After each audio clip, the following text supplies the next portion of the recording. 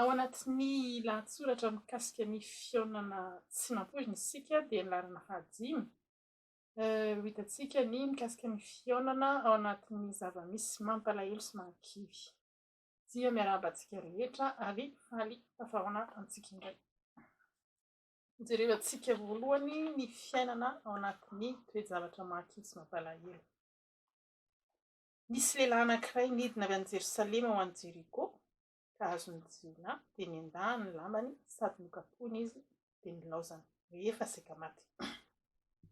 Raha ny tokony izy dia tokony voavonjaingana izy satria toerana misy azy io dia toerana fandalovan'olona maro isan-karazany, na ny mpivahiny miaraka amin'ny apondrany, na ny mpivarotra miaraka amin'ny saretina.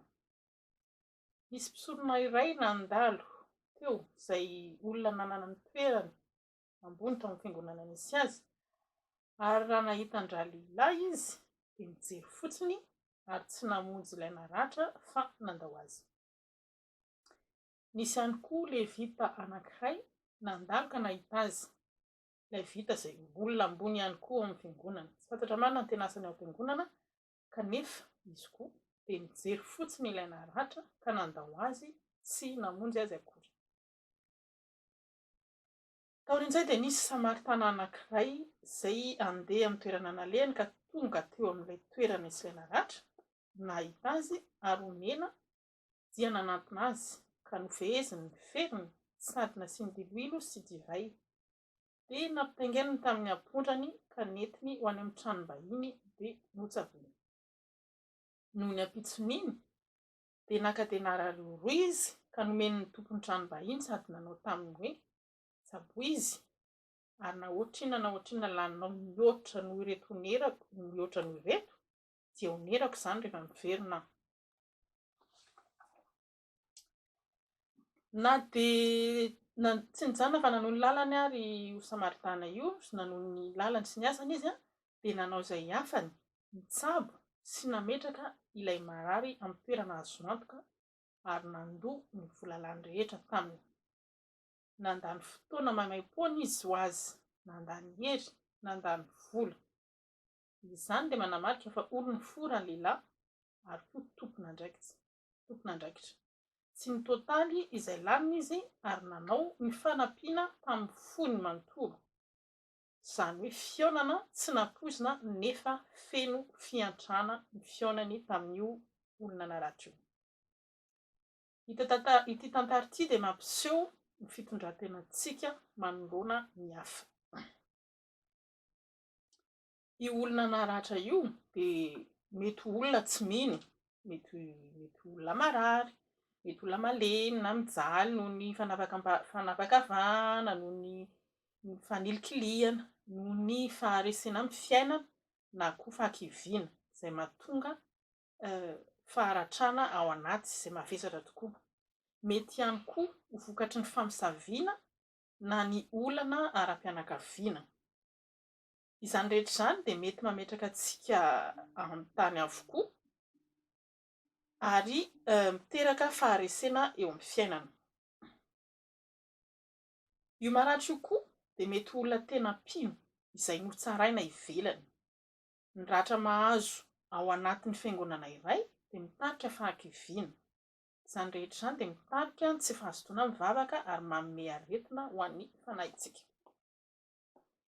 Azontsika atao no tsy miraharaha toy ireo lohandohan'ny mpisorona ao am-piangonana anankiroa izay nandalo, kanefa aoka isika tsy hanadino fa ho adinina amin'izay rehetra ataontsika. Andehantsika hitodika amin'ilay tantara etsy ambony. Ilay samaritana namonjy dia tsy nanana fa tsy menaka sy divay hitsaboana ilay naratra izay nomeny maimaim-poana. Ho jerevantsika hoe inona ny kolo na sela hitantsika tao anatin'ilay menaka.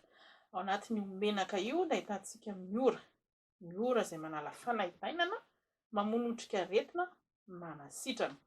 Ary rehefa afangaro amin'ny divay izy dia manome fitoniana. Ny mangy tamin'izany fotoana izany dia nanana izany teny amin'izy ireo foana. Ao anatin'io menaka io koa dia ahitana kanelina izay manana hanitra manokana manitoeto sy miloko volamena mamirapiratra. Ao anatin'io menaka io ihany koa dia ahitana bararatamanitra izay nampiasaina amin'ny fanaovana solona. Io bararatamanitra io dia mamono ny otrikaretina sy manome hanitra ihany koa. Manavao ny sela ao anatin'ny atidoha sy ny rafitra ao anatin'ny atidoha. Ary farany ao anatin'ny sela io menaka io dia ahitantsika menaka oliva. Ny fitambaran'ireo sela sy kolo rehetrarehetra ireo dia manamarika fahamantarana an' Jesosy sy ny fanahy masina. Maty nombona Jesosy ho famonjeny antsika.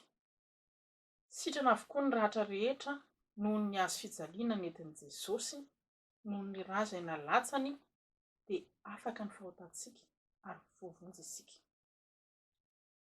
Noho izany manasa antsika mba hanositra amin'ny rahatra izay mila izany manodidina antsika, hanositra ny teny fikasana izay nomen'i Jesosy nasehony teo ambony hazo fijaliana. Ny menaka oliva dia maneho ny fanetrehana an'Andriamanitra, tokony hizara amin'izany amin'ny hafa isika. Ny divay dia fanosorana avy amin'ny fanahy masina. I Jesosy dia nanolotra ny aino antsika, noho izany isika dia tokony hafoy ho an'ireo rahalahintsika. Ary izay rehetra manana fananana amin'izao fiainana izao ary mahita ny fantran'ny rahalahiny ka mihirim-belona aminy, ahoana ny toerany fitiavan'Andriamanitra ao anatiny? Hoy Jaona voalohany 7:11 sy 17. Amin'ny Romana 7:10 dia milaza fa ny fitiavana tsy manisy ratsy ny namany. Izay mikasika ny tantara.